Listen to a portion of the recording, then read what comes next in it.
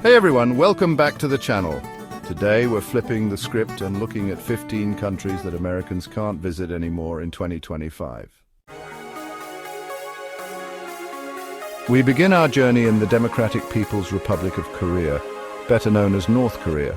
This is a country shrouded in mystery. Next up, we're traveling to a country steeped in history and culture, Iran. This fascinating nation is known for its rich history, vibrant culture, and stunning landscapes. While technically you can get a visa, it's not easy. The process is quite complicated and can be time-consuming. Americans are subject to super strict regulations, and you pretty much have to be part of a guided tour the whole time. This means you have limited freedom to explore on your own, which, can be cool. But it doesn't exactly scream independent travel, does it? You might feel a bit restricted and unable to fully immerse yourself in the local culture. It's a shame because Iran has so much to offer, from the stunning architecture of Isfahan with its beautiful mosques and bridges to the ancient ruins of Persepolis, which tell stories of a bygone era and showcase the grandeur of ancient Persian civilization. But until relations between the US and Iran thaw out a bit more, it remains a challenging destination for American travelers. Hopefully, in the future, it will become easier to visit and experience all that Iran has to offer. Our next stop takes us to a country ravaged by conflict, Syria. The US government has issued a very clear and very strong do not travel advisory for Syria. The country has been embroiled in a devastating civil war for over a decade, and it's simply not safe for anyone, let alone Americans, to visit. Kidnappings, illegal detentions and violence are sadly commonplace. I truly hope that one day peace will return to this ancient land. But for now, it remains a no-go zone. Chapter 4. Yemen, a dangerous paradise. Our journey takes us next to the southern tip of the Arabian Peninsula, a region steeped in history and natural beauty. Yemen is a country known for its stunning landscapes, from ancient ruins to lush valleys and terraced fields. However, this beauty is overshadowed by its ongoing conflict. Yemen has been embroiled in a devastating civil war. The country has been ravaged by civil war for years, leaving behind a trail of destruction and despair. Various factions are constantly vying for control, making the situation even more complex and dangerous. The humanitarian crisis is dire, with millions of people displaced and in desperate need of aid. The security situation is incredibly volatile, with frequent outbreaks of violence and conflict. The US government, along with pretty much every other country in the world, strongly advises against travel to Yemen due to the high risks involved. The risk of getting caught in the crossfire of being kidnapped or worse is just too high. The danger of being in the wrong place at the wrong time is a constant threat for anyone in the region.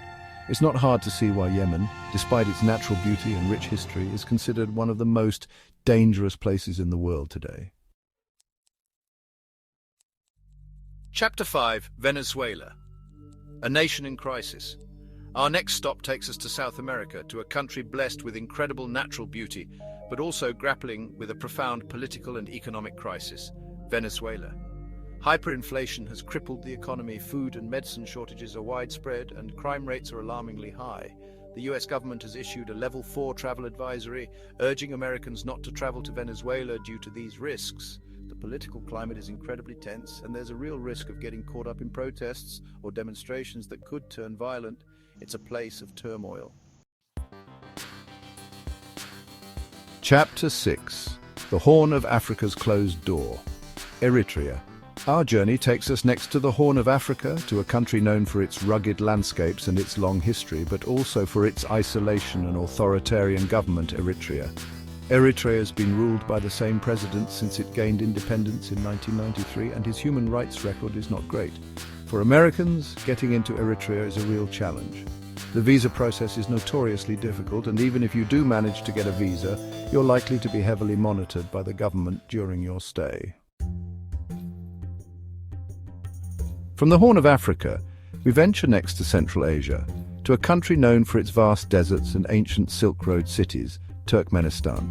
Turkmenistan has a very strict visa policy, and one of the requirements is a letter of invitation from a government-approved tour operator. And even then, there's no guarantee you'll be granted a visa. It's a surreal place, but hard to access. From the deserts of Central Asia, we journey to the Himalayas, to a kingdom known for its stunning mountain scenery and unique approach to happiness, Bhutan. Bhutan measures its progress by gross national happiness. Bhutan has a high-value, low-impact tourism policy, which means they want to limit the number of tourists to minimize their impact on the environment and their culture. It's exclusive, but admirable. We leave the Himalayas behind and travel to North Africa, to a country with a rich history and a turbulent present, Libya. Libya has been plagued by instability, violence, and political divisions, making it incredibly dangerous for travelers. The US government has issued a Level 4 travel advisory for Libya, urging Americans not to travel there due to the high risk of crime, terrorism, and civil unrest. Libya has become a haven for militias and armed groups. There's a real danger of getting caught in the crossfire. Kidnappings are also a serious concern. Our journey takes us next to the Horn of Africa, to a country synonymous with piracy, famine, and conflict, Somalia. Somalia has been ravaged by civil war for decades, with various factions vying for control. The country's infrastructure is in ruins, basic services are scarce, and the humanitarian crisis is dire. The US government, along with pretty much every other country in the world, strongly advises against travel to Somalia. The risk of getting caught in the crossfire, of being kidnapped, of being in the wrong place at the wrong time is just too high. It's a land adrift. We leave Africa behind and head to the Caribbean, to an island nation known for its classic cars, its vibrant music scene, and its complicated history with the United States, Cuba. This island has long been a symbol of both cultural richness and political tension. The US embargo against Cuba, which had been in place since the early 1960s, made it incredibly difficult for Americans to visit. The embargo affected not just travel, but also trade and diplomatic relations. The Obama administration eased some travel restrictions, making it easier for Americans to visit Cuba for educational and cultural purposes.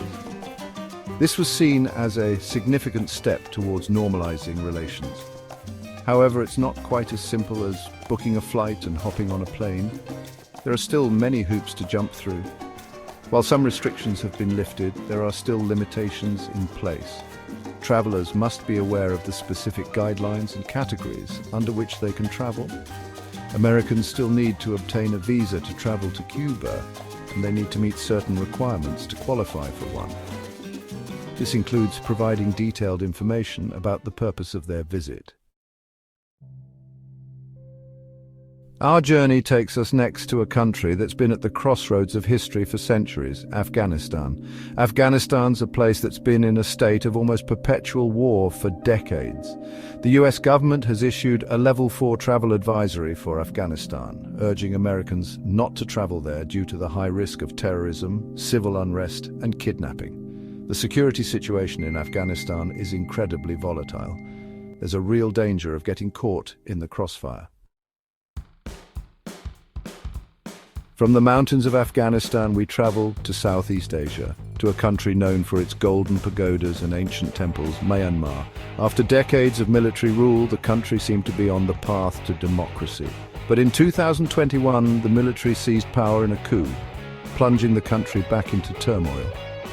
The US government has issued a Level 4 travel advisory for Myanmar, urging Americans not to travel there due to the ongoing civil unrest, armed conflict, and human rights abuses. Our penultimate stop takes us to the largest country in the world, Russia. From the Tsars and the Tsars to the Soviet Union and the Cold War, Russia's had a profound impact on world history. The annexation of Crimea, interference in US elections, and the ongoing war in Ukraine have all strained relations, making travel to Russia more complicated for Americans. It's a land of vast forests and frozen tundras. So there you have it, 15 countries that are essentially off-limits to Americans in 2025. It's easy to look at this list and feel discouraged, to feel like the world's becoming a more closed-off, more divided place. But I want to end on a note of hope. There are still so many places to explore, so many cultures to experience, so many people to connect with. And there you have it, folks. These are 15 countries that Americans can't visit anymore in 2025.